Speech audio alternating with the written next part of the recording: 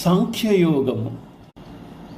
యామిమాం పుష్పితాం వాచం ప్రవదంత్య విపశ్చితః వేదవాదరతాః పార్థ నాన్యత్ అస్తి ఇతి వాదినః కామాత్మనః స్వర్గపరా జన్మ కర్మ ఫలప్రదాం క్రియా విశేష బహుళాం భోగైశ్వర్య గతిం ప్రతి భోగైశ్వర్య ప్రసక్తానాం తయాపహృత చేతసాం వ్యవసాయాత్మికా బుద్ధి సమాధౌ న విధీయతే.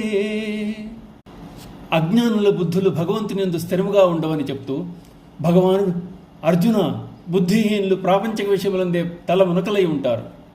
అటువంటి వారు వేదములందు ప్రశంసించబడిన కర్మఫలముల యొక్క పై అర్థములను ఇష్టపడతారు, కానీ వాటిలో నిగూఢమై ఉన్న ఉపదేశములు జోలికిపోరు.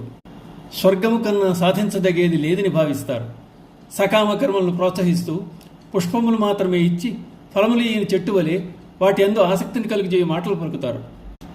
పువ్వులలో బంతి పువ్వు వంటివి పైకి అందంగా కనిపించినా వాటికి ఫలించే గుణం ఉండదు. మోక్షమసంగని కామ్యకర్మాదులు కూడా ఇటువంటివే. కేవలం స్వర్గభోగములను ఆశించేవాడు అవివేకి. వేదములలోని కర్మకాండలో ఏ ఏ కర్మలు ఆచరిస్తే స్వర్గప్రాప్తి కలుగుతుందో చెప్పబడింది. ఉపాసనాకాండ, జ్ఞానకాండాల్లో మోక్షమును పడే మార్గం ఉపదేశించబడింది.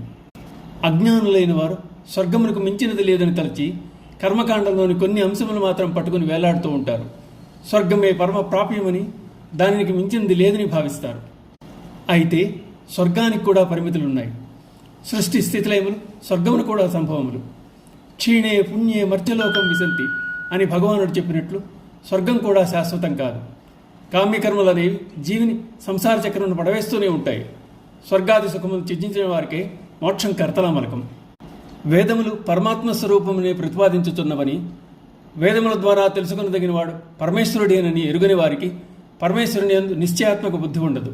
అందుచేత మోక్షోపదేశ మార్గమును విడిచిపెట్టేస్తారు. అందుకు భిన్నంగా సత్యాసత్య వస్తు వివేచన చేసి కర్తవ్యమును నిశ్చయం చేసుకుని వారు భోగములలో చిక్కుకోరు. అందుకనే గీతయందు భగవానుడు కామ్యకర్మలను గాక నిష్కామకర్మలనే ప్రతిపాదించడం జరిగింది. సత్పురుషుల సాంగత్యం మనస్సును, బుద్ధిని దైవం వైపు, మోక్ష మార్గం కనుగొనే దిశగా మరలించగలవు. ఓం నమో భగవతే వాసుదేవాయ.